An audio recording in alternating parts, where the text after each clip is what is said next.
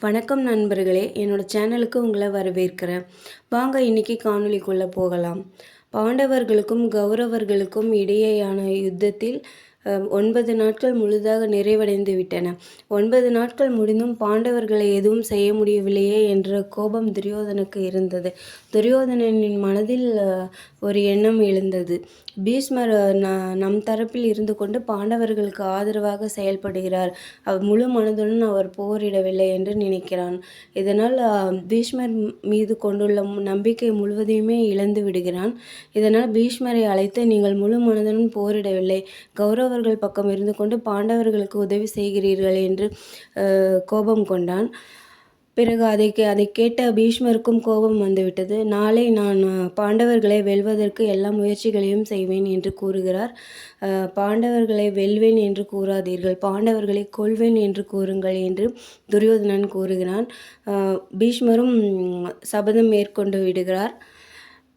பாண்டவர்கள் கூடாரத்தில் இருந்த கிருஷ்ணன் இதை அறிந்து மெலிதாக புன்னகைக்கிறார். அந்த புன்னகைக்கான அர்த்தம் பாண்டவர்களுக்கு புரியவில்லை. பிறகு சற்று நேரத்திற்கெல்லாம் பீஷ்மர் மேற்கொண்ட சபதம் பற்றி தெரிய வருகிறது. அனைவரும் அஞ்சி நடுங்குகின்றனர், அர்ஜுனன் உட்பட. யாராலும் வெல்ல முடியாத பீஷ்மர் இப்படி ஒரு முடிவு செய்த பின்னர் நம்முடைய கதி என்ன ஆவது? போரில் நாம் வெற்றி பெறுவோமா இல்லையா என்ற கலக்கம் அனைவருக்குமே வந்து விடுகின்றது.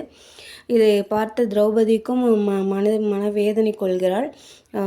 நாம் மேற்கொண்ட சபதம் என்னாவது? போரில் நாம் வெற்றி பெறுவோமா? போரின் நிலைமையே மாறிவிடும் போலிருக்கிறதே என்று மிகவும் கலக்கம் உறுகிறாள். இதை கண்ட கிருஷ்ணர், என் பின்னே வா என்று மெல்லிய குரலில் கூறுகிறார். திரௌபதியும் கிருஷ்ணனின் பின்னே செல்கிறாள். போர்க்களத்திற்கு திரௌபதியை அழைத்து செல்கிறார் கிருஷ்ணர். அங்கே போரிட்டு மாண்டு போன வீரர்களின் பிணக்குவியல்கள் கிடக்கின்றது. இருந்தாலும் அவள் பயமின்றி கிருஷ்ணனுடன் செல்கிறாள், கிருஷ்ணன் இருக்கிறார் என்ற தைரியத்தில்.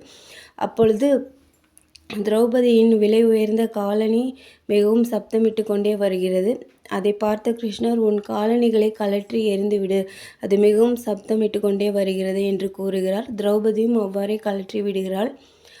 பிறகு தூரத்தில் இருக்கும் ஒரு கூடாரத்தை காட்டி, கிருஷ்ணன், அந்த கூடாரத்திற்குள் ஒருவர் குறுக்கும் நெடுக்குமாக நடந்து கொண்டிருப்பார், அவரின் காலில் போய் விழு, என்னை ஏன் எதற்கு என்றெல்லாம் என்னை கேட்காதே, பிறகு நான் சொல்கிறேன் என்று கிருஷ்ணர் சொல்லிவிடுகிறார். திரௌபதியும் அவ்வாறே அந்த கூடாரத்திற்குள் போய் அங்கு நடந்து கொண்டிருந்த மனிதரின் காலில் விழுந்து விடுகிறாள்.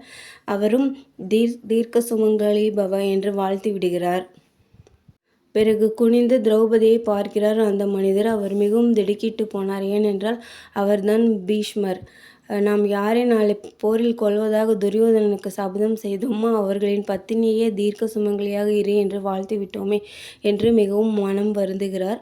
அப்பொழுது பீஷ்மர் திரௌபதியிடம் கேட்கிறார், நீ இந்த பிணக்குவியல்கள் இருக்கும் இடத்திற்கு தனியாக எப்படி வந்தாய்? யார் உன்னை அழைத்து கொண்டு வந்தார்கள் என்று பீஷ்மர் கேட்கிறார். அப்பொழுது ஒரு நிழல் ஆடுவது போல் தெரிகிறது.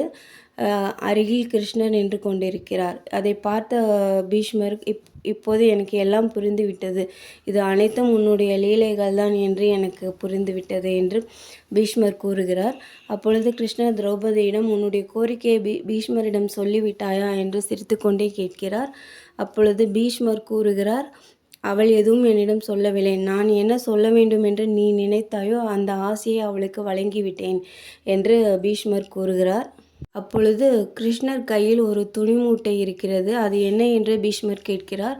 இது திரௌபதியின் காலணிகள், இது மிகவும் சப்தமிட்டு கொண்டே வந்தது, அதனால்தான் நான் அவளிடம் வாங்கி இந்த துணியில் முடிந்து வைத்திருக்கிறேன் என்று கிருஷ்ணன் கூறுகிறார். இதை கேட்டவுடன் திரௌபதிக்கு மிகவும் மன வருத்தம் ஏற்பட்டு விட்டது. என்ன கிருஷ்ணா, நீ என் காலணிகளை சுமப்பதா? என்னை பெரும் பாவியாக்கி விட்டாயே என்று அதை திடீரென்று பிடுங்கிக் கொள்கிறாள். அதற்கு கிருஷ்ணர் கூறுகிறார், தங்கையின் காலணிகளை சுமப்பது அண்ணனுக்கு ஒன்றும் இழுக்கல்ல என்று கூறுகிறார். பீஷ்மர் கூறுகிறார், உன்னை நாடி வந்தவர்களை ரட்சிப்பதற்காக அவர்களின் காலணிகளை சுமக்கக்கூட நீ தயாராக இருக்கிறாய் கிருஷ்ணா, எனக்கு மிகவும் வருத்தமாக உள்ளது என்று பீஷ்மர் கூறுகிறார். நீ அவர்கள் பக்கம் இருக்க, என்னால் அவர்களை எதுவும் செய்ய முடியாது என்று கூறுகிறார். அடுத்த நாளில் பீஷ்மர் அம்பு படுக்கையிலே விழுந்து விட்டார், அர்ஜுனனால் வீழ்த்தப்பட்டு. நன்றி. அடுத்த காணொளியில்